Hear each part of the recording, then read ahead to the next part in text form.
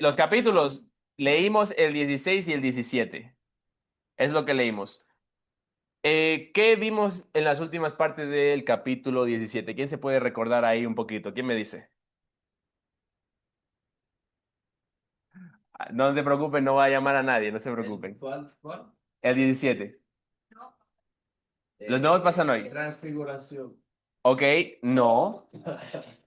La Wow. alimentación de los 4.000. No, tú estás más perdido. Ay, Dios mío, bueno, no importa. Y el Es que a profesor. la distancia no se escucha bien. El milagro del lunático, del muchachito.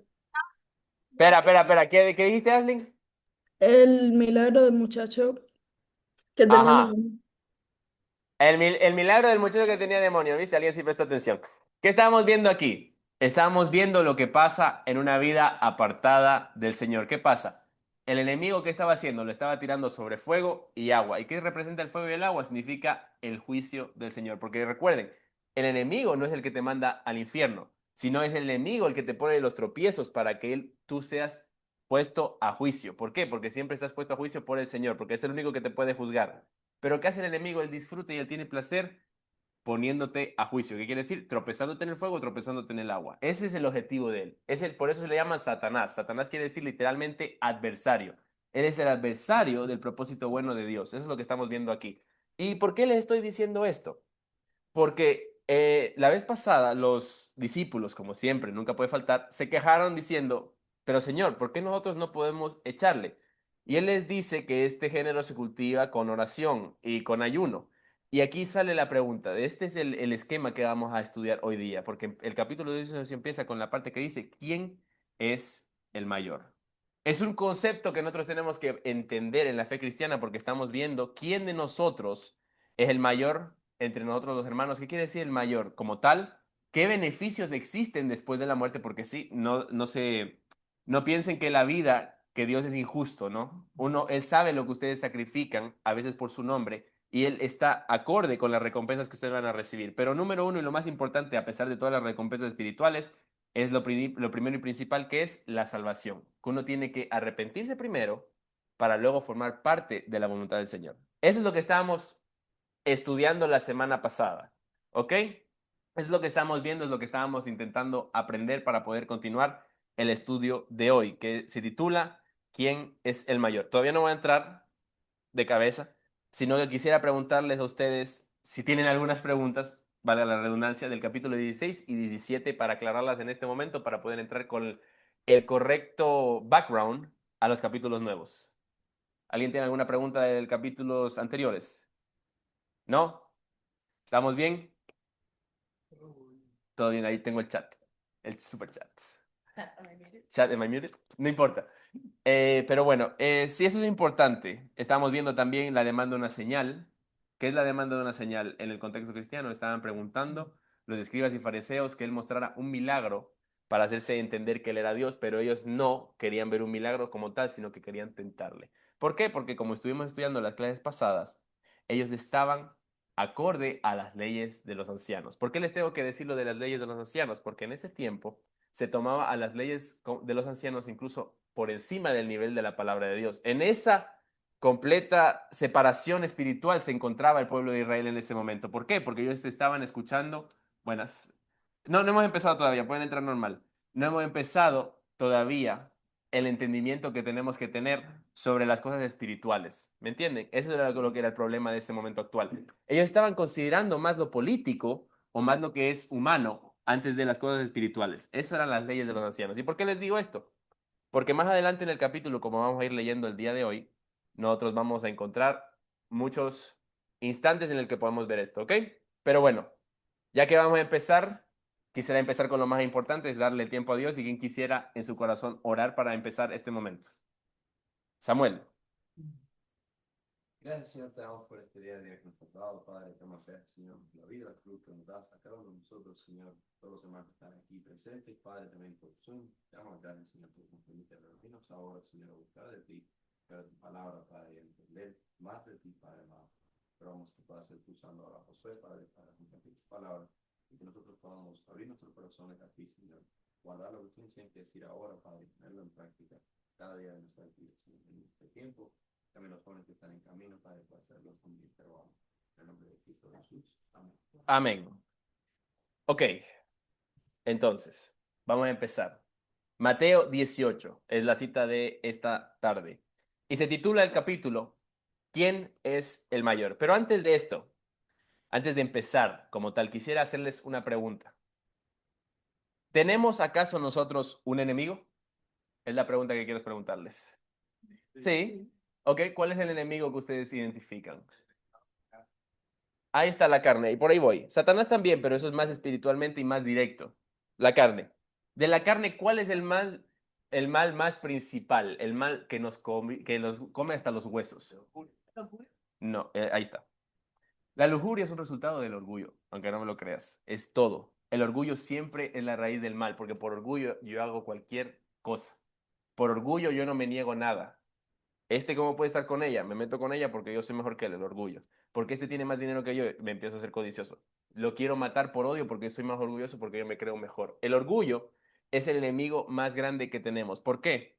Porque cuando nosotros vivimos en orgullo, no somos humildes. Y cuando no somos humildes, no podemos servirle a Dios. Es lo que yo quiero que entiendan. Por eso se titula ¿Quién es el mayor? Y vamos a leer así. Dice, en aquel tiempo los discípulos vinieron a Jesús diciendo, ¿quién es el mayor en el reino de los cielos? Ok, ellos estaban pensando otra vez en las cosas de la carne. ¿Por qué? Si vamos al capítulo anterior, nosotros ya vemos que Jesús anunció por primera vez su muerte. ¿Y qué estaban pensando ellos? En lugar de, ¿se va a concretar la obra? ¿Va a haber resurrección? No, le preguntaron, Señor, cuando tú te mueras, ¿quién va a ser el mayor entre nosotros?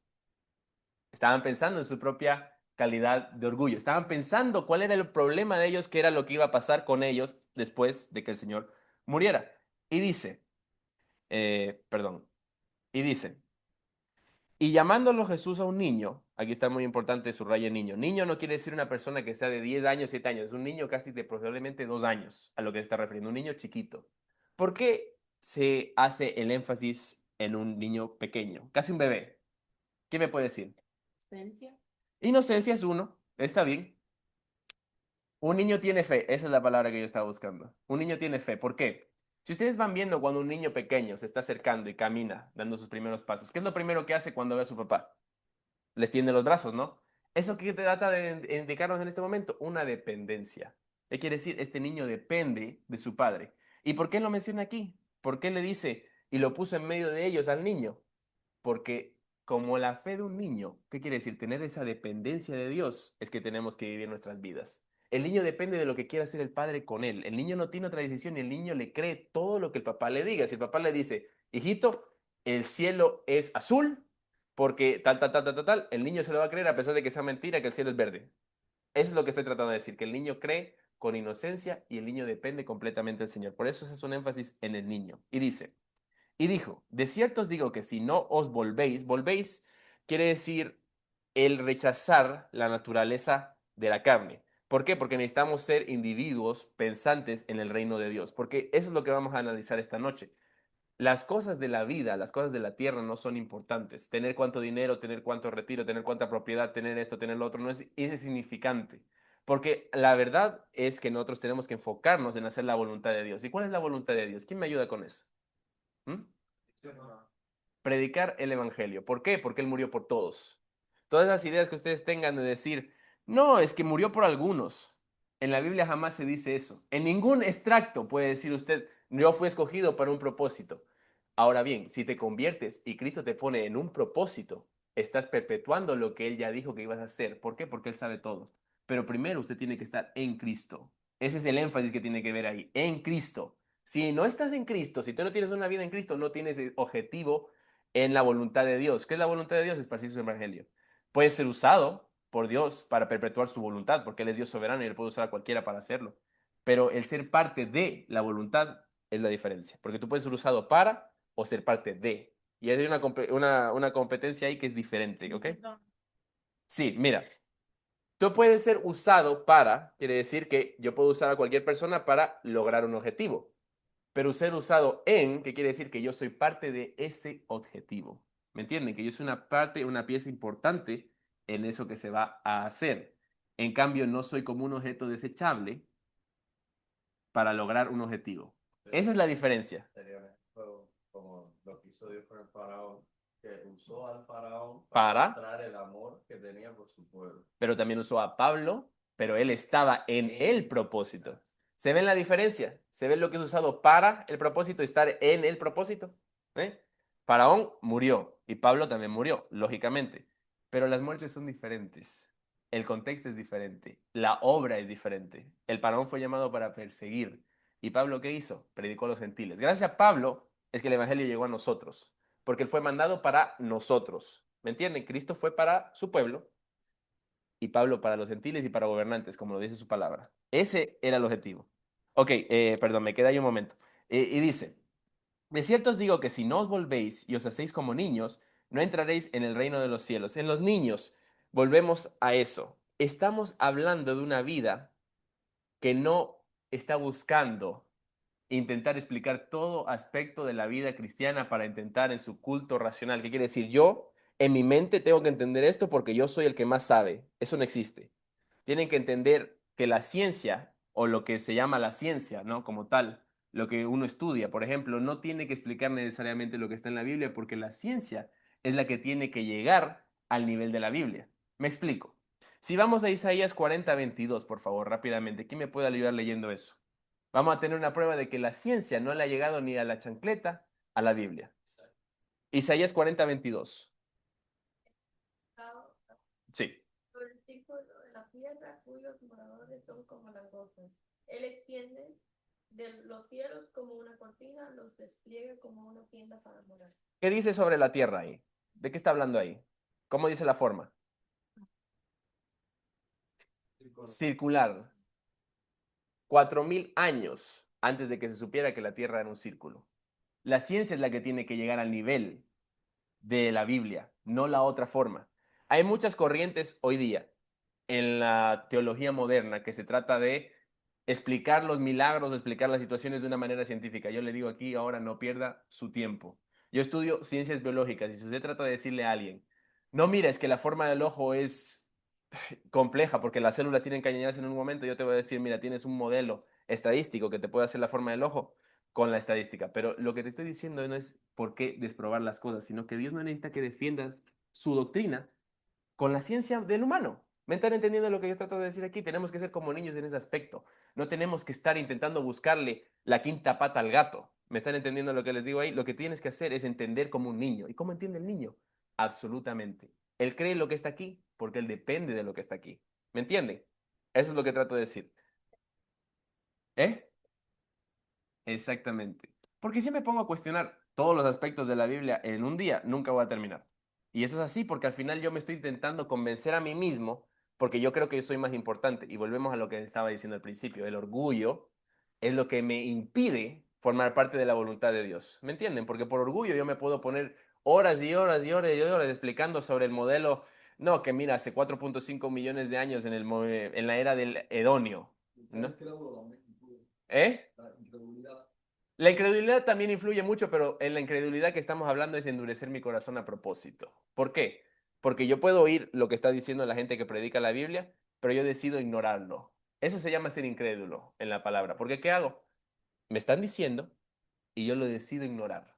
Y cuando yo decido ignorar eso, mi corazón se endurece. Entonces, cuando alguien me lo vuelva a decir, no me entra tan fácil. ¿Por qué? Porque ya endurecí mi corazón antes. Eso ese es el problema, ¿me entiendes?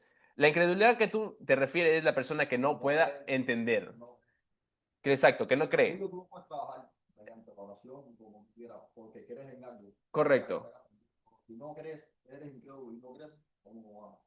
Por eso, no sé. Cuando eres incrédulo no crees. Claro, claro. Si no crees, No, claro, si no crees no tienes objetivo. Claro. Si no crees, no tienes objetivo. ¿Qué quiere decir? Si no estás creyendo, lo que estás haciendo básicamente, lo que yo entiendo es que tú te estás congregando en una iglesia, pero tú no crees. ¿Es el ejemplo que me estás poniendo? De otra persona, porque estamos. Sí, sí, no me refiero a ti, me refiero a un ejemplo hipotético. Sí, sí. Mira, si una persona va a un lugar donde no cree, está tratando de convencerse de algo que él piensa. ¿Por qué? Eso se llama la falacia de algo. Se me olvida el nombre, perdón, no me lo sé en español, pero es una falacia que tú te confirmas porque a ti te gusta rodearte de las cosas que confirmen tu punto. ¿Qué quiere decir? Si yo no creo en algo, yo me voy a rodear de gente que no crean en nada. ¿Me entienden? Eso es lo que estoy tratando. Estoy tratando de confirmar lo que yo pienso. Confirmation. Eso, confirmation bias, es lo que se llama. Es lo que estoy tratando de confirmar mi propia creencia. Pero la incredulidad en este caso, ¿qué quiere decir? Hay mucha gente que oye el evangelio, lógicamente. Y hay mucha gente que decide descartarlo. ¿Por qué? Porque ellos piensan que en su raciocinio están o por encima de la Biblia. Dicen, yo no creo en esto porque es imposible que exista un Dios tan cruel en el mundo que al final no es cruel, porque Él evita un montón de cosas y Él te permite estar respirando hoy día, porque si te mueve un ion, aquí no me va a dejar mentir un cardiólogo, en el corazón quedaste tieso. Eso no es. Eso no es así. Y la parte del orgullo, que es lo peor que termina el orgullo, es que cuando tú eres orgulloso, o sea, tu propio Dios es tu propio entendimiento. Te desplazas completamente a la verdad y al Dios que describe la Biblia y tú te basas en tu propio entendimiento. Y como ese es tu entendimiento, es tu Dios, tú te riges a lo que tú piensas, a lo que tú crees, a lo que tú eres, a lo que tú crees que es mejor y desplaza completamente a Dios. Aunque tú puedas decir que eres cristiano y creer a tu forma, pero si tu orgullo no se somete, o sea, si no sometes tu orgullo y no lo sometes a la palabra, incluso ese Dios que tú puedes pensar que es el correcto, no ni siquiera lo es, si tú no lo sometes completo y te guías, y ¿sabes? Te sometes a Dios y a la palabra, dependiendo. Correcto. Eso es lo que se refiere, es por el orgullo. Es como David decía hace un momento, yo no voy a añadir más nada porque lo dijo perfecto, porque ahí te separas de lo que es un niño. Un niño no está pensando en el quinto ion de potasio que se puede meter por la bomba sodio-potasio. No está pensando en eso, no está pensando en cosas que no tienen sentido. Lo que está pensando es lo que le dice la Biblia. Eso es lo que está tratando de decirles. Ser como niños en este caso es absorber y asimilar las cosas como un niño, completamente dependiente de lo que está aquí. Porque lo que aquí es verdadero. Por eso dependes de él. ¿Me entiendes? Porque es una verdad. No es algo que pueda ser desprobado en este momento porque es una verdad absoluta. ¿Y por qué lo digo esto? Porque la Biblia es un texto que no se ha podido desprobar como verídico en los más de 2000 años que existe en circulación, eh, con los nuevos estatutos modernos. Y del pasado mucho menos, ¿me entiendes? Porque es todavía el Antiguo Testamento es mucho tiempo más atrás. O sea, no es un libro que se pueda escribir por actores en 7000 años en total sin que haya falencias. Y en este libro no hay falencias. ¿Me entiendes? Esa es lo que hay. Pero bueno, me estoy desviando un poquito del tema. Creo que me fui en una tangente ahí, pero vamos a volver, ¿ok? Dice, buenas noches, dice, como niños, aquí está la clave que yo quería decirles, no entraréis en el reino de los cielos. Dice que si no eres como un niño, o sea, ¿qué quiere decir? Si no dependes totalmente del Señor, no entrarás en el reino de los cielos. Aquí está más claro que el agua. Cuando tú lo lees completo el contexto, se entiende, ¿ok? Vamos a continuar. Y dice, y cualquiera que reciba en mi nombre, ¿qué quiere decir? En mi nombre quiere decir que estamos recibiendo con la mente de Dios. No que eres Dios, ojo, pero estás recibiendo con la mentalidad de Dios. ¿Y cuál es la mentalidad de Dios? Una mentalidad de reino. ¿Y de qué trata la mentalidad de reino? ¿Quién me puede decir? ¿Mm? ¿Quién me puede decir qué es la mentalidad de reino? ¿En qué es pensar? Correcto. Predicar el evangelio. Eso es lo que está diciendo. Esa es la mente con la que tienes que venir. Y dice, y cualquiera que reciba en mi nombre, o sea, con mi mente, con mi carácter, a uno de estos, que es a un niño, como a este, a mí me recibe. ¿Qué quiere decir? Que estás dejando que Cristo produzca un cambio en tu vida. Cuando tú recibes a uno de estos pequeños, puede ser un pequeño como un infante, como lo está diciendo aquí, o un pequeño en la fe. Que hay un cambio, que tiene que existir un cambio en tu vida. ¿Ok? Hasta ahí preguntas. ¿No? Vamos ahora a la que dice ocasiones de caer. Ok. Ahora estamos viendo, en el texto pasado vimos qué es necesario para poder entrar en el reino de los cielos, que es ser como un niño, que quiere decir depender completamente de Dios. Pero también nosotros tenemos ocasiones de pecar o de caer, ¿no? Y dice, y cualquiera que haga tropezar, tropezar aquí es un término que quiere decir que haga caer adrede, que quiere decir que yo lo hago con intención. ¿Me entiendes? Eso es lo tropezar. Alguno de estos pequeños, aquí está, que creen en mí, fíjate, él está diciendo a los pequeños, no solamente los niños, porque los niños también se incluye, pero una persona pequeña en la fe que cree en Jesús, dice, mejor le fuera que se le colgase al cuello una piedra de molino de asno, o sea, una piedra, un relieve así enorme, y dice, y que se le hunda a lo profundo del mar. ¿Qué dice aquí? Dice, te es mejor la muerte, ¿eh? antes de causar tropiezo espiritual. No funciones de tropiezo a alguien, no le impidas venir a alguien en los caminos del Señor porque tú tengas algún problema con él. Eso es lo que está diciéndote aquí tal cual. Él lo que te está diciendo es, mejor te es morir antes que hacer tropezar espiritualmente a una persona pequeña en la fe o a un niño. Esto es lo que nos está diciendo aquí tal cual el texto. ¿Y por qué? Porque la muerte espiritual es lo más importante, porque físicamente no importa, porque nosotros estamos aquí poco tiempo y cuando morimos viene la eternidad, pero cuando tú haces tropezar a alguien espiritualmente, posiblemente les estés condenando para la eternidad, porque tú no sabes lo que tú puedes hacer un día, que ofendiste, que pusiste el pie, que regañaste, que insultaste, que cortaste a una persona que era nueva en los caminos de la fe y le condenaste a que ellos no vuelvan a creer en Cristo por tu responsabilidad. ¿Qué es lo que nos advierte Jesús en este momento? Está diciendo, mejor te sería morirte antes de condenar a alguien espiritualmente. Pero no te está diciendo que te va a condenar, lo que está diciendo, ten cuidado con esto. Esto es una precaución. Él está tratando de darte un aviso. ¿Ok? Dice, y dice, perdón, me fui para atrás. Sí, en el 7, sí, perdón, me perdí. Dice, esto es importante. Empezamos con los ayes. Los ayes dan un énfasis muy fuerte. Dice, ay del mundo por los tropiezos. ¿Qué nos está diciendo él aquí? En el mundo, obviamente, van a existir las ocasiones de tropezar, porque el mundo está diseñado para esto, porque en el mundo vivimos esa naturaleza que es pecaminosa, porque el mundo está regido por el pecado. Entonces es lógico que en el mundo haya ocasiones de caer, pero aquí nos avisa de algo muy importante, dice, porque es necesario que vengan tropiezos, aquí está diciendo. Es necesario que en el mundo haya tropiezos porque es la naturaleza del mundo. Pero aquí nos pone una parte importante. Dice, pero hay de aquel hombre. Aquí hay una parte importante. No está diciendo que el mundo que no puede cambiar es el responsable, sino del hombre que está haciendo algo. Dice, hay de aquel hombre porque viene, por quien viene el tropiezo. En el mundo, lógicamente, existe la ocasión de caer en tropiezo. Lógico, es el mundo. Está lleno de pecado, se rige por el pecado. Pero aquí te estás haciendo un énfasis en el hombre que está causando esa ocasión de caer, que está causando ese tropiezo, porque es una cosa mucho peor, porque es una persona que sí puede decidir qué hacer y aún así decide hacer lo malo.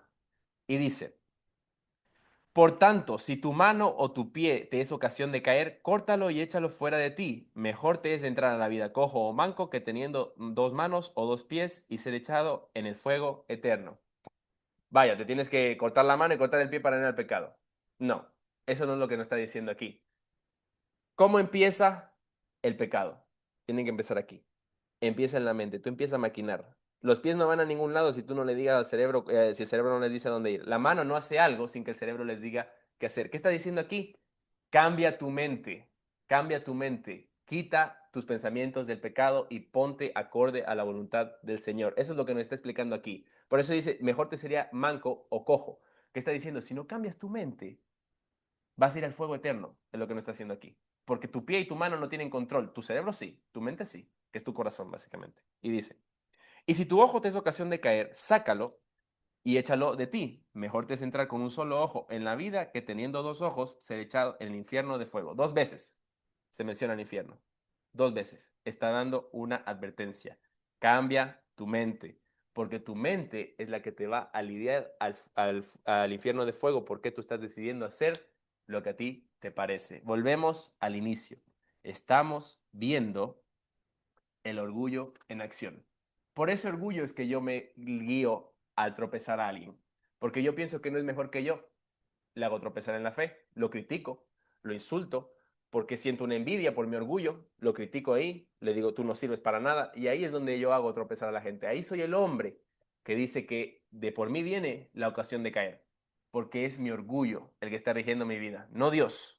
Porque si recuerdan lo que nosotros dijimos temprano, si no hay humildad, yo no puedo servir al Señor. ¿Ok? Porque dice que Él aborrece los ojos altivos. Recuerden eso, el orgullo. ¿Ok? Continuemos. Dice, parábola de la oveja perdida. Continuamos. Dice, mirad, que no menospreciéis a uno de estos pequeños, porque os digo que sus ángeles en el cielo, en los cielos, ven siempre el rostro de mi Padre que está en los cielos. Aquí estamos hablando de ese amor que tenemos que recibir a través del nuevo pacto con el Señor Jesucristo. Él está diciendo que Él siempre tiene ángeles mirando a sus niños para vigilarlos. ¿Y por qué nos está dando este hincapié? Porque está enseñando esta verdad bíblica, porque nos va a relacionar una parábola para tratar de explicarnos cómo es que funciona. ¿Ok? Y dice, Porque el Hijo del Hombre, dice aquí, el Hijo del Hombre, si no sabe, subrayelo, Jesús se refiere así cada vez en los textos. Él dice, yo soy el Hijo del Hombre. ¿Y qué significa el Hijo del Hombre? Siervo. Yo soy el siervo. Recuerden que en el judaísmo existen dos tipos de siervos, dos tipos de Mesías, perdón. El, el Mesías siervo sufriente, que es el que viene a sufrir los pecados del mundo, y el Mesías que es el rey, que se llama Ben David. El uno es Ben Joseph y el otro es Ben David. Y el Ben David es el que ellos pensaban que iba a ser el Mesías libertador político, pero él era los dos en ese momento. Pero cuando él dice el Hijo del Hombre, quiere decir su siervo, es lo que nos está enseñando aquí. Para que... Es una interpretación de los judíos de las escrituras de ellos. O sea, ellos creen en eso, Los que el judaítas. judaísmo, Ujú. pero es por una mala, porque ellos leen los primeros libros del Antiguo Testamento, pero es una mala interpretación que ellos tienen de los libros del Antiguo Testamento, porque ellos no creen que Cristo es el Mesías. Correcto. A eso es a lo que se refiere. Por eso les hago este apartado. Porque si usted lee Hijo del Hombre y usted sabe que es siervo, puede que se confunda con las versiones que existen del siervo sufriente y el Mesías que es el Salvador. ¿Me entienden? Que es lo mismo. Ojo, no se confundan. Es el mismo Mesías. Es solo un Mesías que es Cristo Jesús. ¿Ok? Dice, porque el Hijo del Hombre ha venido para salvar lo que se ha perdido. ¿Qué es lo que se ha perdido? Lo que se había perdido en este contexto está hablando de un tiempo perfecto, que quiere decir que estaba perdido por siempre. A eso vino el Mesías, a salvarnos de la perdición eterna. Es lo que nos está haciendo el hincapié aquí. Y pregunta, es una pregunta ahora, dice, ¿qué os parece? Si un hombre tiene 100 ovejas y se descarría una de ellas, ¿no deja las 99 y va por los montes a buscar la que se había descarriado? Pregunta. Si hay un pastor de ovejas y se le pierde una, ¿él va a dejar las 99? Un pastor de ovejas. Usualmente no. Usualmente no. En el mundo, en la humanidad, el pastor de ovejas regular se le pierde una, dije, bueno, tengo las 99 aquí, pero él no es un pastor regular. Él es el buen pastor. Por eso hace este hincapié. Y dice, y si acontece que la encuentra, de ciertos digo que se regocijará más por ella que por las 99 que se descarriaron. ¿Qué está diciendo aquí? Cuando dice que está sufriendo, cuando se entristece, ¿no? Que cuando se pierde la ovejita. ¿Por qué él se siente tan feliz cuando la recupera? Porque Dios, y esto anótelo bien, Dios odia la mentira. Y cuando tenemos un descarrío, que significa esta palabra, descarriar, quiere decir que fue arrancado con una cosa que era mentirosa. Ese es el problema, que fueron convencidos por una cosa que no era verdad. El enemigo aprovechó ocasión para hacerle caer a esta oveja. Por eso viene el contexto anterior, ¿no? Que es las ocasiones de caer. Hizo tropezar a esta oveja y se descarrió por una cosa que era falsa. Llámelo el dinero, llámelo las adicciones del mundo, llámelo la vida que yo tengo en este momento. Esas son ocasiones de descarriarnos porque son todos mentiras, todo falso, porque todo es temporal. Eso es lo que nos está advirtiendo aquí. Por eso se siente tan contento de recuperar esa oveja que se descarrió, porque fuimos engañados, pero él logró rescatar a esa oveja de ese engaño. Por eso él se siente con más regocijo cuando la encuentra. Y dice, así no es la voluntad de vuestro Padre que está en los cielos, que se pierda uno de estos pequeños. ¿Qué quiere decir esto? Que Él no quiere que nadie se pierda. ¿Me están oyendo aquí? Que nadie se pierda, no acepción de personas. Yo por eso les venía a decir, no piensen que hay algunos que son escogidos y unos que son desechados. Eso no existe. Aquí tal cual lo dice. Así no es la voluntad que dice. No es la voluntad de su Padre que ninguno de estos se pierda. Cuando dice ninguno, quiere decir todos nosotros, que no hay unos para aquí y otros para acá. Unos que están por allá, otros que están por aquí. Eso no existe. Aquí no está diciendo de acuerdo que ninguno de estos se pierda, que no hay destitución de personas. ¿Me entienden? Ok. Preguntas hasta ahí.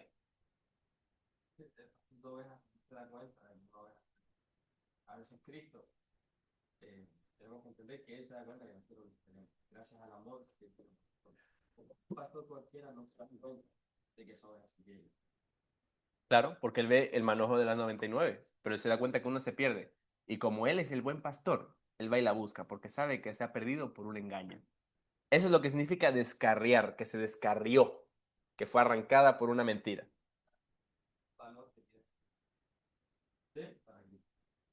Correcto. Ese es el valor que usted tiene en Cristo. ¿Ok? En Cristo. Para y en. Hay diferencias. Dígame, Abel. Sí, lo que habíamos leído antes, para sacar un poquito más de jugo en la parte de ocasiones de caer, Ajá. en la parte que hablamos de los tropiezos, o sea, por si tu mano o tu pie te hace caer, córtalo, eso Pues primero él venía hablando de las personas que te hacen caer y después habla sobre la responsabilidad de uno mismo cuando cae por razones de uno mismo, ¿me entiendes? Ujú. Y ahí que habla de la mano y del ojo y de la parte del miembro, ¿no? Pero porque en ese momento a veces no había ni celular ni nada de eso, pero a veces lo que te quiere, a una advertencia también que te quiere decir es que tú eres responsable de las cosas que tú puedes controlar y que tú sabes que te pueden hacer por aquí. Cada cual sabe en su interior de qué cosas estamos hablando. So, es preferible que la quites de tu vida, que le evites, que huyas de él, si tú sabes que esa cosa te va a hacer caer en pecado, te va a hacer como, mira, arráncalo Sí, apártalo de de ti. tu vida, porque el Señor no quiere que tú entres Claro, ciego y sin con ninguna nada. falencia. Que él no quiere que tengas Ciego, ¿me ninguna entiendes? falencia, correcto. Pero es algo que quería agregar. Correcto. Y si quieren un poquito más de información sobre eso, les recomiendo que lean el capítulo 15 de nuevo, porque ahí estamos viendo lo que contaminaba al hombre de verdad. No es lo que entra, sino lo que sale del corazón del hombre. Ahí quiere decir que hay una intención detrás de las cosas malas que salen. Eso es lo que te está contaminando por dentro, eso es lo que te corrompe. ¿Me entiendes? No es lo que está entrando, sino lo que sale de tu corazón. ¿Me entienden? Hasta ahí estamos bien. Muchas gracias, Abel. Muchas gracias, Roy. Ok. Vamos entonces a otra parte que dice, ¿cómo se debe perdonar al hermano? Ay, qué difícil. Esta parte sí es buena, esta sí aplica para todo el mundo. Qué difícil es perdonar a una persona que nos hace algo malo, en especial si es una persona que no tenemos relación alguna. ¿Cuántas veces han ido por el highway y se les ha cruzado un tipo así por el hermano y se han enojado de una manera horrible? Yo empiezo. ¿Eh? Todo el mundo se ha enojado de esa forma. Ahí Misael dijo que sí, él se enoja mucho. Vamos a dejarlo así. Muchísimo. Ay, mi madre. Bueno, continuamos. Dice, ¿cómo se debe perdonar al hermano? Esta es una parte muy importante. Dice, por tanto, ahí está haciendo una enseñanza. Dice, si tu hermano peca contra ti, ve y repréndele.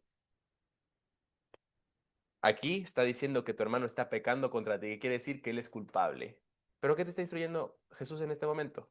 Ve. No que él venga a ti, sino que tú vayas a él. Él está diciendo, sal de tu zona de confort. No tienes que quedarte cómodo y repréndele. Aquí dice, regáñele. Aquí dice, amonéstele. No, aquí no dice, júzguele, nada de eso. Lo que está diciendo es reprenderle. ¿Reprenderle qué es reprender? Hacerle entrar en razón. Hacerle que se dé cuenta con amor que está mal. Eso es reprenderle. Entonces, ¿qué te está diciendo Jesús para que perdones a alguien? Ve tú, pídele perdón tú, repréndele, que quiere decir, dile lo que está mal con amor.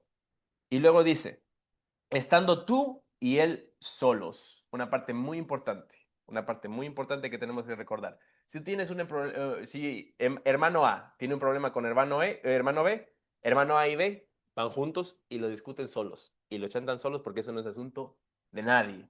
Es un problema de ellos dos y ellos tienen que resolverlo porque eso es lo que está diciendo que es la manera cristiana en privacidad.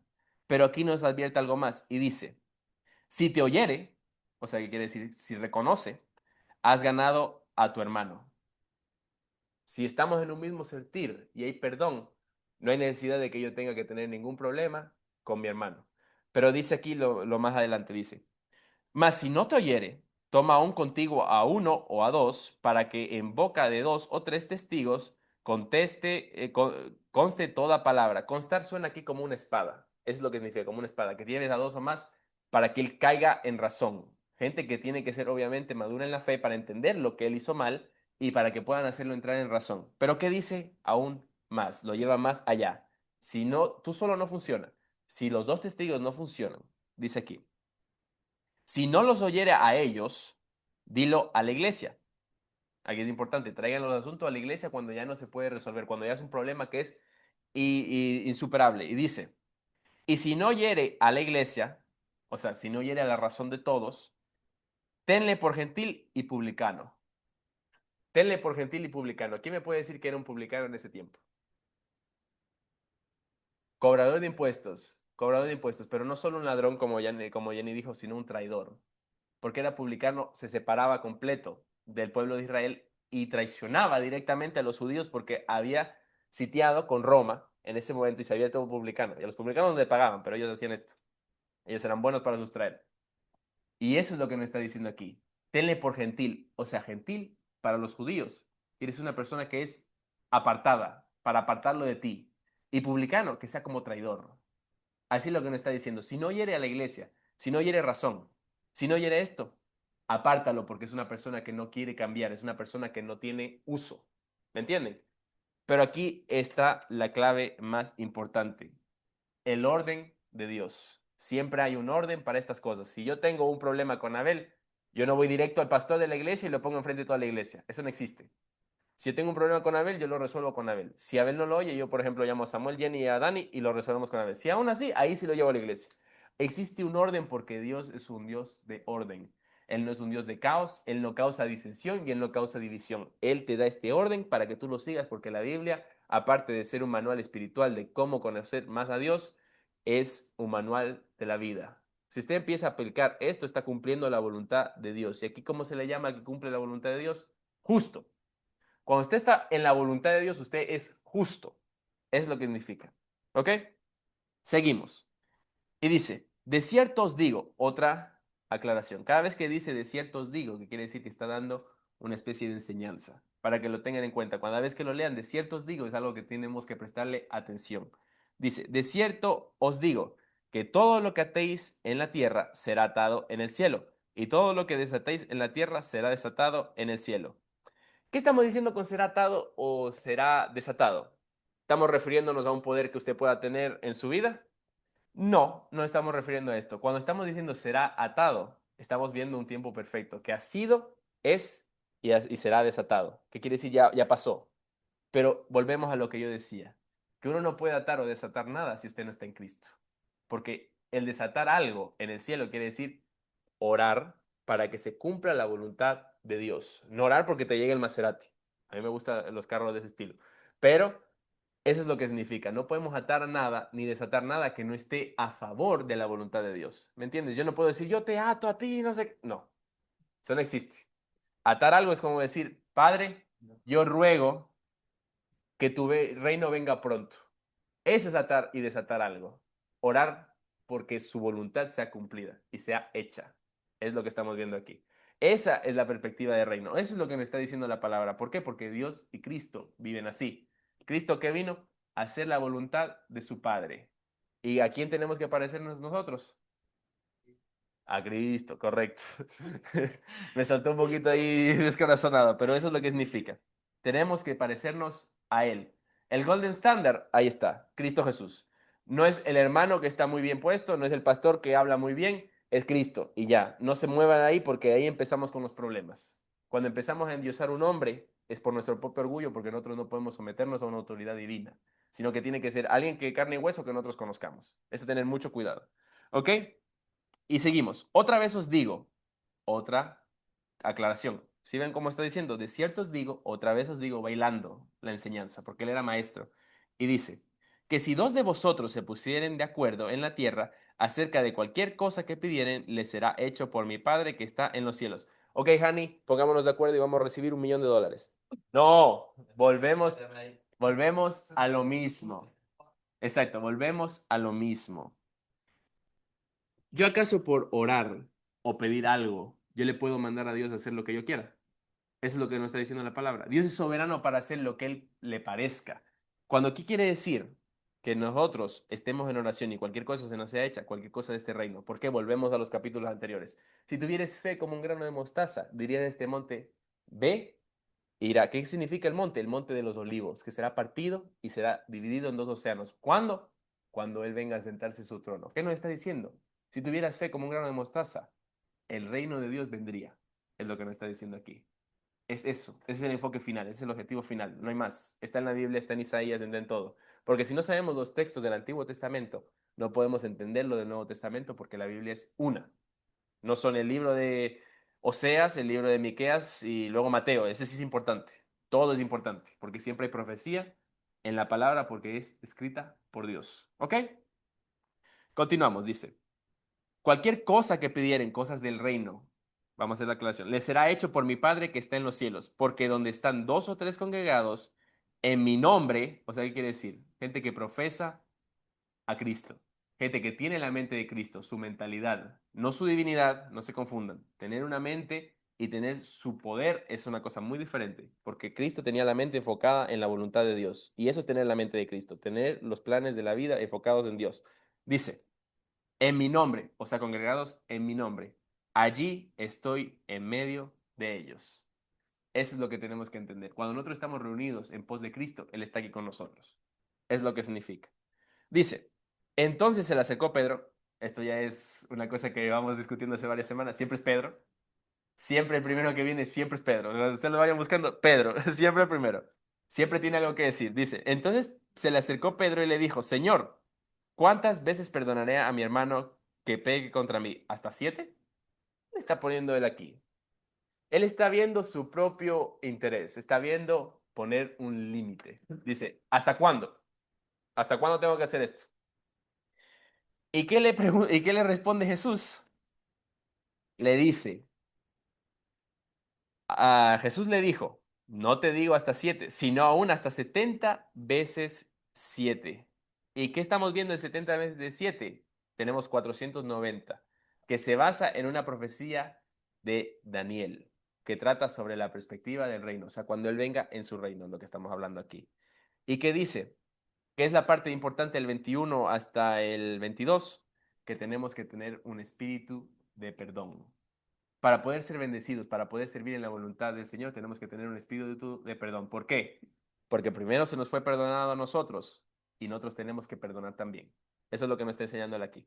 ¿Ok? ¿Alguna pregunta hasta ahí? ¿No? Perfecto.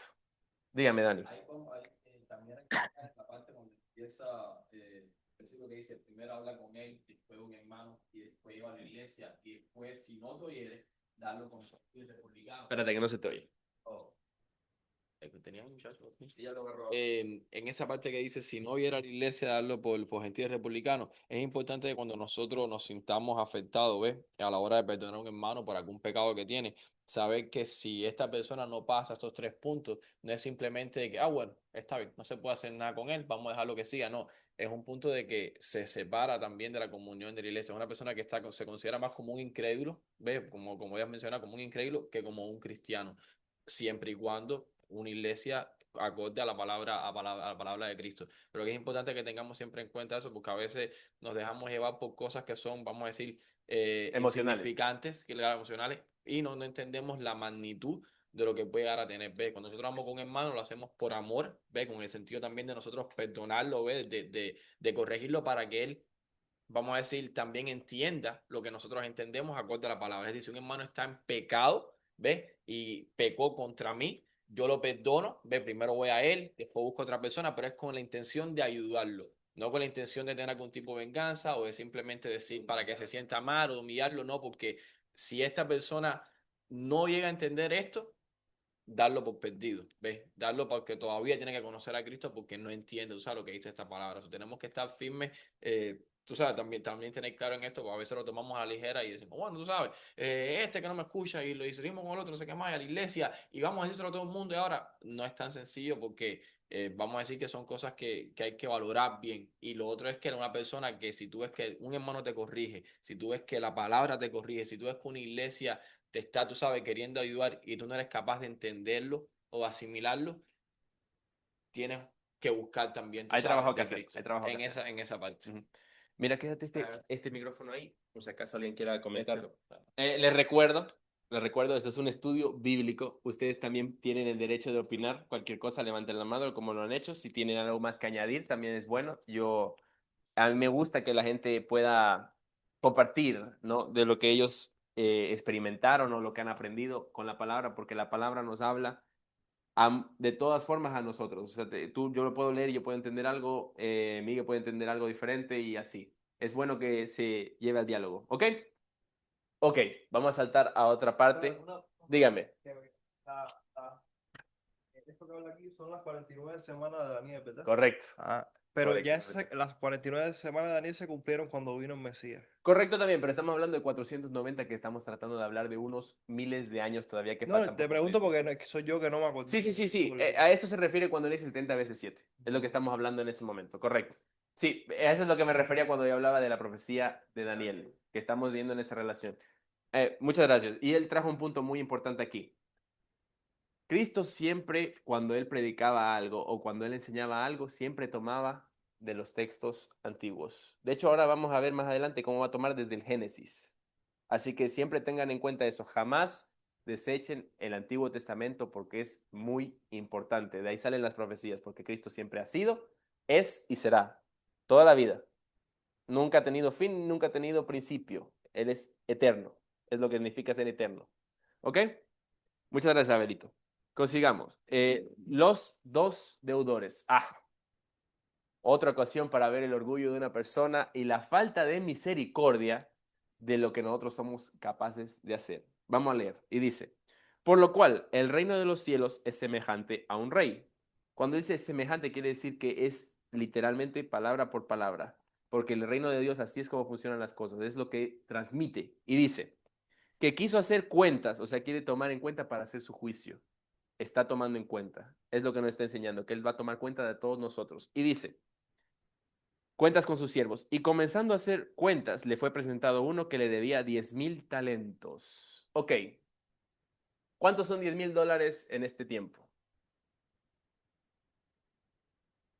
Sí, pero eso es lo que son, eso es lo que significa, perdón, eso es lo que son los 10,000 talentos, pero ahora te voy a decir lo que era el valor que tenía eso. El valor de los 10,000 es bastante fuerte. ¿Por qué? Porque es una cifra exorbitante para ese tiempo. En el tiempo antiguo se refería sobre una deuda que tenían. eh, no me acuerdo el rey particularmente, pero era una deuda que era de 10,000 denarios. ¿Qué quiere decir? Una cuenta exorbitante, enorme, algo que es incalculable, podría decirse, para una persona que está en servidumbre. Es lo que eran 10,000 denarios. 10,000 denarios es una cuenta bastante elevada, una suma sumamente elevada. ¿Y qué dice? A este, como no pudo pagar, ordenó su señor venderle y a su mujer e hijos todo lo que tenía para que se le pagase la deuda. Ok, vamos a hacer un hincapié aquí. ¿Cuántos saben cómo funciona la esclavitud en la Biblia?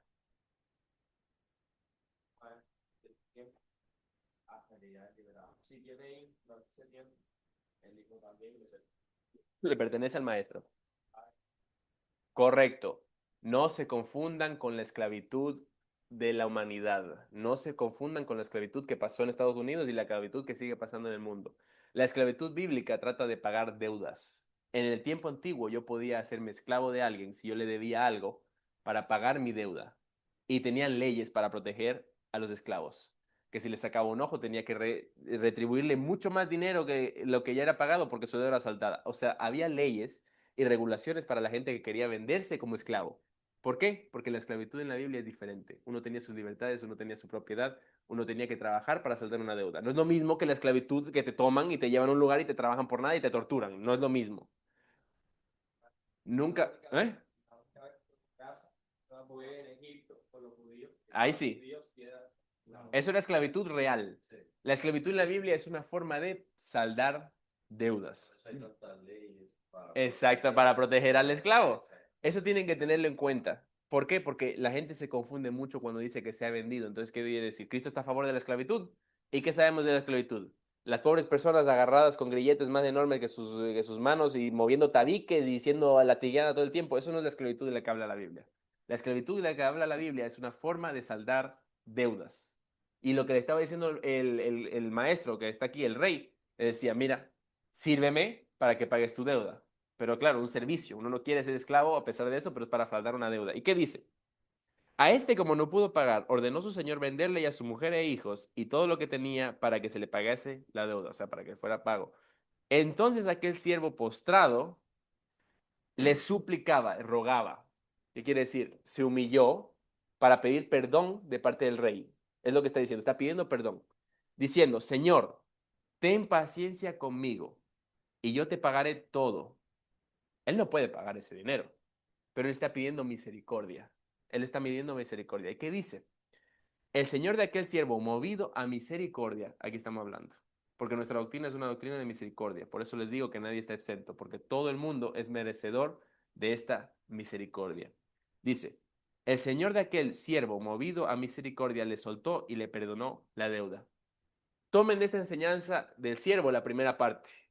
Así tenemos que arrepentirnos nosotros, tenemos que ser pedidores de la misericordia, tenemos que rogar por misericordia porque Dios es justo para perdonarnos nuestras transgresiones, pero no sean como lo que Él sigue haciendo, porque es pedir perdón, pero no perdonar. Y eso es a lo que yo volvía antes. ¿Cómo se debe perdonar al hermano? 70 veces 7, y Él no lo aplicó. ¿Qué dice? Dice, pero saliendo aquel siervo, halló a uno de sus consiervos que le debía 100 denarios. Para que tengan para que puedan entender lo que es 100 denarios, es básicamente el sueldo de 3 meses. Eso es lo que eran 100 denarios en ese momento, 3 meses de trabajo. 90 días, 100 días, eso era un denario diario, daba 3 meses de deuda. Dense cuenta la diferencia. 10,000 denarios, una suma que era imposible de pagar por este siervo. Pero este sale y le dice 100 denarios y haciendo de él, o sea que lo agarró, lo ahogaba diciendo, págame lo que me debes. O sea, él pidió misericordia y perdón cuando eran 10,000 denarios, una suma exorbitante, pero por una cosa mínima. Estaba ahogando y agrediendo a un hermano, a uno de sus siervos. Y dice, entonces su consiervo postrándose a sus pies, estamos viendo que algo se está repitiendo. Vamos a volver al 26, dice, entonces aquel siervo postrado, ¿y qué hace este consiervo? Entonces su consiervo postrándose a sus pies, le rogaba diciendo, ten paciencia conmigo y yo te lo pagaré todo. En este caso sí había una expectativa. Este siervo sí podía haber pagado la deuda que él tenía porque eran 100 denarios. El otro pidió exactamente igual. Pero ¿qué dice este? Mas él no quiso, sino, sino fue y le echó en la cárcel hasta que pagase la deuda. Él no tuvo misericordia, él no tuvo paciencia, él no consideró a su hermano. Y dice, viendo sus consiervos, aquí está la parte importante, siempre hay un ojo que te ve. No pienses que no pienses que tú estás exento. Siempre hay alguien que va a ver lo que tú estás haciendo. No porque sea necesariamente malo, pero usualmente cuando estés haciendo algo malo es que te ven. ¿Por qué? Porque eso refleja tu testimonio. Si va Abel y yo lo veo que está robando, me voy a fijar porque Abel está robando. Pero si va Abel y está trabajando arduamente en algo, probablemente ni lo vea, porque así es como funcionamos nosotros. ¿Me entiendes? Entonces lo que te está diciendo siempre hay alguien que te ve. Dice, viendo sus consiervos lo que pasaba, se entristecieron mucho, o sea, porque vieron lo que pasaba, que eran dos hermanos transgrediendo entre ellos, ¿no? Dice, fueron y refirieron a su señor todo lo que había pasado. Le dijeron al rey, este ahorcó a este otro consiervo porque no le tuvo misericordia. ¿Y qué dice el rey? Entonces les llamándole su señor le dijo, siervo malvado, de toda aquella deuda te perdoné porque me rogaste, o sea, porque reconociste que era yo Dios, pero él no lo hizo genuinamente. Dice, ¿no debías tú también tener misericordia? Y aquí es donde quisiera parar un momento. Lo que nosotros predicamos es un evangelio de misericordia. Si no tenemos misericordia, ¿de qué estamos hablando? ¿De qué doctrina estamos discutiendo? Si no tenemos misericordia con los hermanos que nosotros estamos aquí, ¿cómo es que Dios tiene que tener Él misericordia con nosotros? ¿Me entienden? Él siendo Dios, tiene misericordia con nosotros. Y nosotros siendo hombres, no podemos perdonar a una persona por una ofensa menor. Eso es lo que está teniendo aquí. Tenemos que tener un espíritu de perdón. Es lo que nos está enseñando él aquí con esta parábola. Por eso van juntos el capítulo que dice cómo se debe perdonar al hermano y los dos deudores, para que podamos entender la enseñanza aplicada en una parábola, porque esto no pasa, es una parábola, para ilustrar su punto mejor.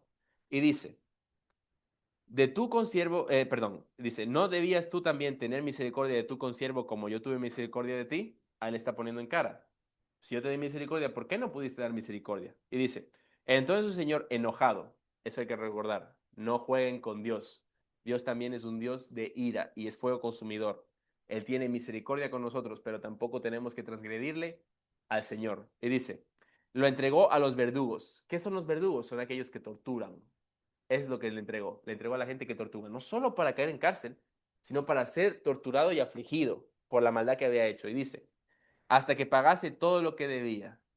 Así también mi Padre Celestial hará con vosotros si no perdonáis. Van a ser entregados al fuego consumidor, donde será el fuego y el crujir de dientes. Eso es lo que nos está advirtiendo aquí. Y dice, si no perdonáis de todo corazón cada uno a su hermano sus ofensas. Es lo que está diciendo. Si nosotros no podemos tener misericordia con los hermanos, Él no va a tener misericordia con nosotros. Eso es lo que nos está advirtiendo aquí. Hasta ahí, ¿preguntas? ¿Dudas?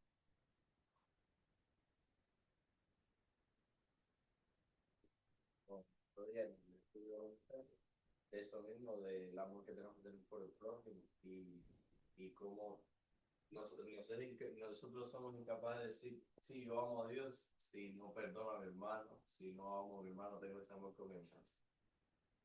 Correcto. El 17 Dígame. dice, si no los oyera a ellos, dilo a la iglesia, y si no oyera a la iglesia, tenlo por mentir y publicano. Mateo, el mismo era publicano, era cobrador de taxas. Mateo reconoció que su oficio era una traición por el pueblo judío. Entonces, el ejemplo de Mateo es uno de los que nosotros debemos seguir, porque si Mateo reconoce que el publicano está mal, pues nosotros también debemos reconocer que nuestro pecado está mal delante de Dios y está dispuesto a humillarnos, así como un niño al empezar del mundo. Correcto. Él recibió misericordia. ¿Y qué hizo con esa misericordia? No le desaprovechó, sino que formó parte de la voluntad de Dios. Eso es lo que hay que entender. Dios te puede sacar de cualquier hoyo, pero tú tienes que estar dispuesto a entregarte a Él como un niño. ¿Y cómo lo hace un niño? Dependiendo totalmente de Él. Gracias, Roy. Volvimos al inicio para terminar el capítulo, porque ahora tenemos el 19. Jesús enseña sobre el divorcio. Ay, Dani, tápate los oídos. Vamos a hablar así. El divorcio. El divorcio. Este es un tema que era muy tocado, ¿no? En la antigüedad. ¿Por qué? Volvemos a lo que yo les estaba diciendo por la mañana. Las leyes de los ancianos. ¿Qué pasaba con las leyes de los ancianos? Ellos decían que tú podías repudiar a tu mujer por cualquier razón sin problema. O sea, básicamente, mira, me quemó el arroz, me divorcio. ¿Qué estaban haciendo? Tenían un control, tenían una forma de controlar a las mujeres. Y yo les pregunto aquí, si tú tienes en constante amenaza a tu pareja, ¿eso es amor? No, eso no es amor. ¿Sí? Ya voy, no te preocupes. Sí, tranquilo, yo me apresuro ahorita. Estos son rápidos, esto va todo junto, no te preocupes. Si es que me extendí un poquito con el capítulo 18. Dice, Jesús enseña sobre el divorcio. Aconteció que cuando Jesús terminó estas palabras, se alejó de Galilea y fue a las regiones de Judea al otro lado del Jordán. ¿Por qué él dice el otro lado del Jordán? Yo quiero que entiendan una parte muy importante que es donde era Sodoma y Gomorra. Esa era la localización de Sodoma y Gomorra. ¿Por qué está haciendo énfasis en esto? Porque ahí hubo una transgresión del orden natural del matrimonio. Eran hombres con hombres haciendo sodomía. Es lo que nos está indicando aquí. Por eso le discute este problema importante en esa región, porque eso iba de ese problema. Y dice, y le siguieron grandes multitudes y los sanó allí. En lugar donde hubo gran transgresión, gran pecado, ahí es donde está Él para sanarnos a nosotros. Es lo que está diciendo, que donde hay mucho pecado, Él está dispuesto a salvarnos de aquel pecado. Es lo que dice, por eso dice, los sanó allí. Y dice, entonces vinieron a Él los fariseos tentándole, tratando de que caiga, y diciendo, ¿es lícito al hombre repudiar a su mujer por cualquier causa? Le están haciendo la pregunta de las leyes de los ancianos, no la ley de Moisés, las leyes de los ancianos. Dice, él, el Hijo de Dios, respondiendo les dijo, ¿no habéis leído que el que los hizo al principio, varón y hembra, los hizo? ¿Me están entendiendo? Él hizo a los dos, hombre y mujer. Y dice, y si dijo, por esto el hombre dejará padre y madre y se unirá a su mujer y los dos serán una sola carne.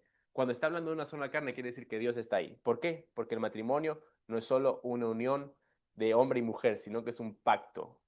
Es un pacto entre tú y una persona que es lo que unió Dios. Dios es parte de ese pacto del matrimonio. Y dice, así que no son ya más dos, sino una sola carne. Por tanto, lo que Dios juntó, no lo separe el hombre. Ese pacto es hecho por Dios, no por una persona. Y dice, le dijeron, ¿por qué pues mandó Moisés dar carta de divorcio y repudiarla? O sea, una carta, un edicto, algo oficial. Y dice, él les dijo, por la dureza de vuestro corazón, Moisés os permitió repudiar a vuestras mujeres, por la rebeldía que ellos tenían. Pero ¿qué dice? Mas al principio no fue así.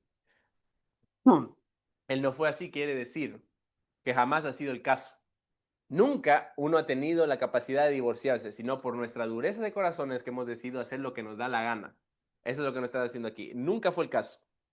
Y dice, y yo os digo que cualquiera que repudie a su mujer, salvo por causa de fornicación, o sea, una transgresión sexual, que quiere decir una inmoralidad, dice, y se casa con otra, adultera, y el que se casa con la repudiada, adultera. ¿Qué quiere decir? Si tú divorcias por otra causa que no sea el adulterio, tú estás adulterando. ¿Por qué? Porque decidiste hacerlo por tu propia causa y tú separaste lo que Dios había unido. Tú estás adulterando, estás pecando.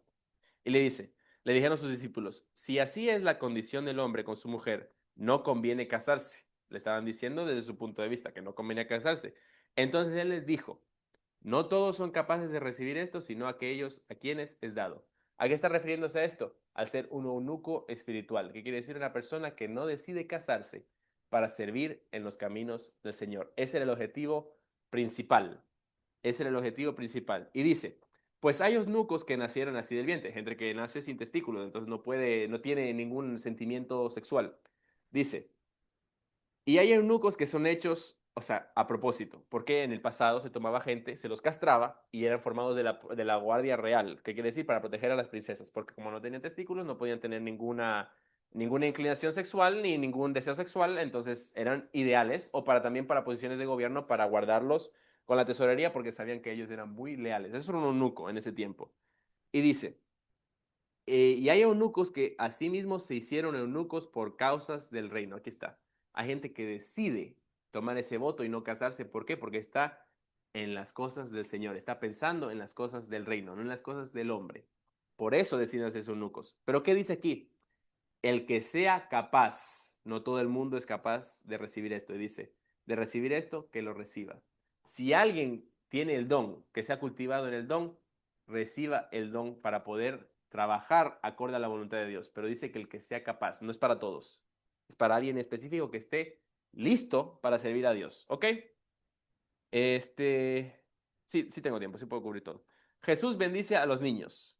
Entonces le fueron presentados unos niños, volvemos a los niños, para que pusiese las manos sobre ellos y orase. Y los discípulos le reprendieron. Ok, era una costumbre muy común para los judíos el llevar a los niños a figuras de autoridad. ¿Para qué? Para que oraran por esos y les bendicieren. ¿Y qué dice que hacen los discípulos? Sin haber entendido por enésima vez el propósito de Dios, ¿qué hicieron? Les reprendieron. ¿Qué quiere decir? Les reclamaron a los niños porque los trajeron. ¿Y qué dice Cristo?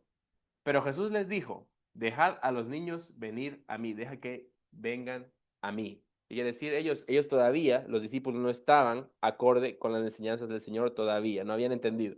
Por eso todavía le ponían trabas a Jesús. Si se dan cuenta, cada rato reprendieron a la mujer que iba dando voces, apartaron a la gente, ¿quién te ha tocado en el manto? ¿No ves que te están apachurrando? No sé qué, cómo vamos a comer, bla, bla, así siempre. ¿Pero por qué? Porque ellos tenían que crecer espiritualmente. Y ese era el proceso, ellos estaban aprendiendo, ellos estuvieron 3 años con él y en ese tiempo estuvieron aprendiendo del maestro, que era el rabí. Y dice, dejad a los niños venir a mí y no se lo impidáis, porque de los tales es el reino de los cielos, ya lo discutimos antes. Si tenemos esa dependencia de Dios, es que podemos recibir el reino de los cielos. Y habiendo puesto sobre ellos las manos, se fue de ahí. Ok, el joven rico. Esta parte es muy importante, este capítulo, esta sección es una de las más habladas de la Biblia. ¿Por qué? Porque tiene una enseñanza muy fuerte. Dice, el joven rico. Entonces vino uno y le dijo, maestro bueno, vino uno. Cuando dice vino uno y está hablando de un joven rico, era una persona que tenía influencia pesada, que no era un cualquiera, era una persona que tenía poder político y también tenía poder adquisitivo, era una persona de estatus. Y dice, maestro bueno, ¿qué bien haré para tener la vida eterna? Le está preguntando. Él tenía que hacer un estudioso de la Biblia, por eso tenía un reconocimiento. Y dice, él le dijo, ¿por qué me llamas bueno? Vamos a hacer un paro y rápido. No está poniendo en duda que Cristo es bueno cuando él le hace esta pregunta. No se confundan. Él lo que le está probando al joven rico a ver lo que le está diciendo. Porque, como vamos a leer, dice, ninguno hay bueno sino uno, Dios. Él está diciendo, si tú me llamas maestro bueno, ¿me estás reconociendo a mí como Dios? Esa es la pregunta que le está haciendo básicamente ahí. ¿Tú me reconoces a mí como Dios o me lo estás diciendo solo por lisonjear, por adularme? Es lo que le está preguntando. Es una pregunta así que tiene trampa. Dice, ninguno hay bueno sino uno Dios. Mas si quieres entrar en la vida, o sea, permanecer en la vida eterna que es en el reino, dice, guarda los mandamientos. Ojo, ¿Uno entra aquí por las obras? No. Pero vamos a ver qué tipo de mandamientos está mencionando. Dice, le dijo, ¿cuáles? Y Jesús dijo, no matarás, no adulterarás, no hurtarás, no dirás falso testimonio, honra a tu padre y a tu madre, amarás a tu prójimo como a ti mismo. ¿Qué le está diciendo ahí? Todos los mandamientos que están mencionados aquí son para una persona aparte de uno mismo. ¿Qué quiere decir? No para él, sino para el resto. ¿Qué quiere decir? ¿Qué estás haciendo por el prójimo? Le estaba preguntando aquí. Guarda estos mandamientos, quiere decir, estás considerando al prójimo. Eso es lo que está diciendo. Cuando él menciona todos esos mandamientos en este orden, porque no están los 10, él está haciendo énfasis en lo que él estaba haciendo con su prójimo. Si él le importaba siquiera el prójimo. Y mira lo que le responde este tipo, le dice, el joven le dijo, todo lo he guardado desde mi juventud, ¿qué más me falta? Él está diciendo, yo soy libre de pecado, yo lo he logrado porque soy perfecto. Es lo que está diciendo él ahí, ahí en ese subtexto. Él está diciendo, yo sí soy suficiente para el reino de Dios, por sus propios méritos. Eso es lo que él está diciendo aquí.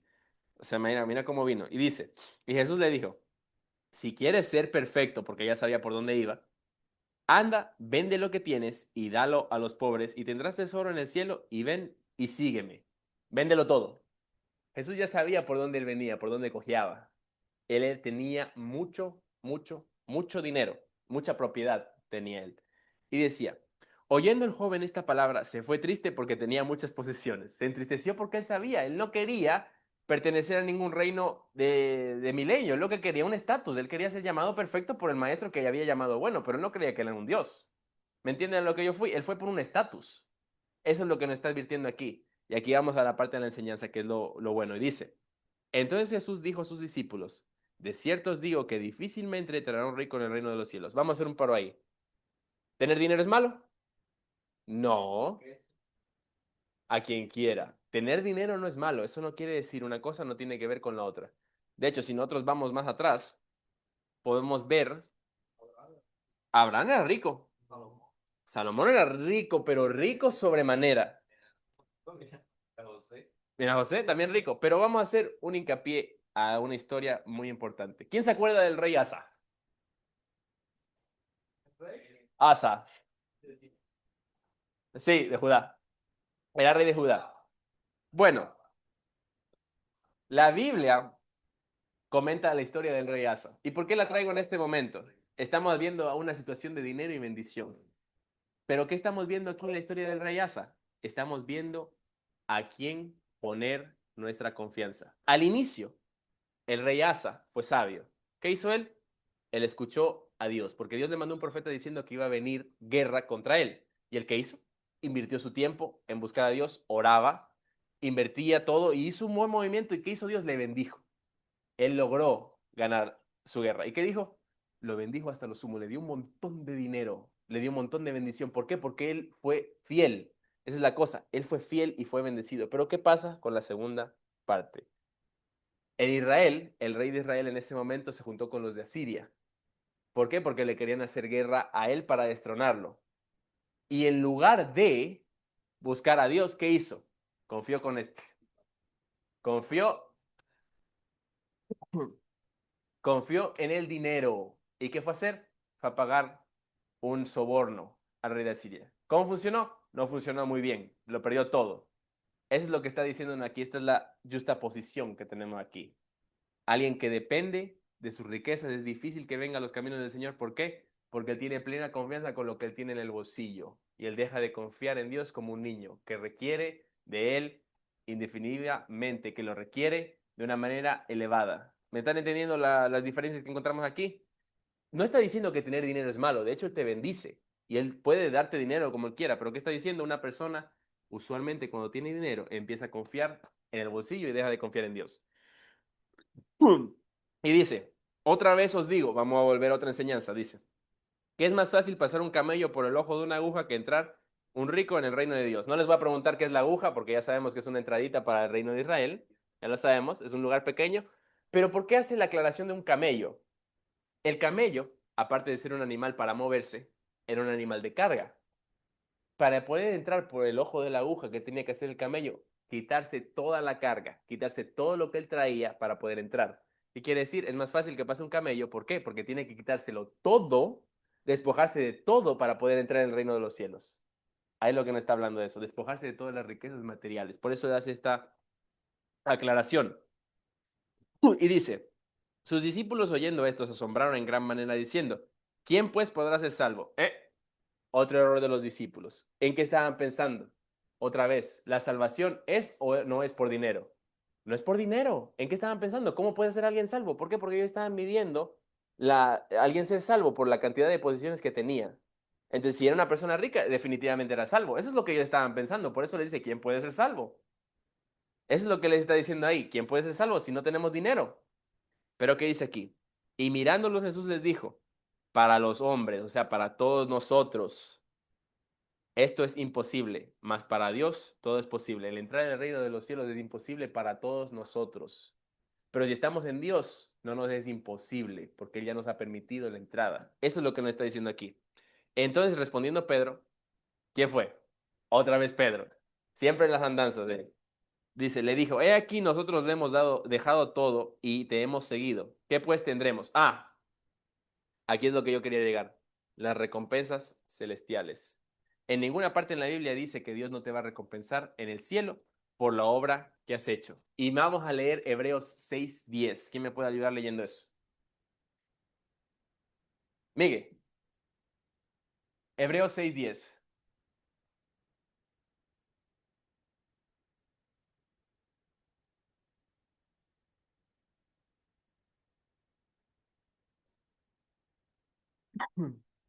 ¿Quién me puede ayudar? 6:10, correcto. Que Dios no es injusto para olvidar vuestra obra y el trabajo de amor que habéis mostrado hacia su nombre, habiendo servido a los santos y sirviéndoles aún. Ahí está. Eso. Dios es justo en su naturaleza justa. Usted que sacrifica su vida, Él no se va a olvidar de eso. Lo dice en Hebreos y lo dice en muchos aspectos de la Biblia. Ojo, también está mencionado en el Apocalipsis, se menciona más en las cartas de Pablo. ¿Por qué? Porque es una recompensa importante, porque Dios no puede traicionarse su propia naturaleza. Si decimos que Dios es justo y yo me siento en la silla todo el tiempo y no doy mi vida por la obra de Dios, voy a tener yo exactamente la misma recompensa celestial que el que sí se esforzó por 40 años y dio su vida por el Evangelio. No es lo mismo. No confundan el recibir el regalo de la gracia con la recompensa, porque la recompensa es algo que se gana y el regalo es algo que se te da. ¿Me entienden? Todo el mundo es merecedor de la gracia, pero los galardones son ganados. ¿Por qué? Porque hay que hacer su obra. Y si nosotros nunca hicimos su obra, ¿de qué galardón somos merecedores? ¿Ok? Continuemos. Dice, y Jesús les dijo, de cierto os digo que en la regeneración, o sea, cuando Él venga a su reino, dice, cuando el Hijo del Hombre se siente en el trono de su gloria, Él está diciendo aquí, cuando yo me siente, no quiere decir que Él podría sentarse o no podría sentarse, no, Él está esperando un tiempo, Él siempre se va a sentar en ese trono, pero el cuándo no se sabe todavía. Dice, vosotros que me habéis seguido también os sentaréis sobre 12 tronos para juzgar a las 12 tribus de Israel. ¿Juzgar quiere decir condenar? No, evaluar para ver lo que están haciendo y lo que no. El único que condena a juicio es Dios, no se confunden con eso. Y cualquiera que haya dejado casas o hermanos o hermanas o padre o madre o mujer o hijos o tierras por mi nombre, o sea, por mi causa está dejándolo todo, recibirá 100 veces más y heredará la vida eterna. Hay dos separados aquí. Recibirá 100 veces más de lo que ha dejado y recibirá la vida eterna. Tiene doble.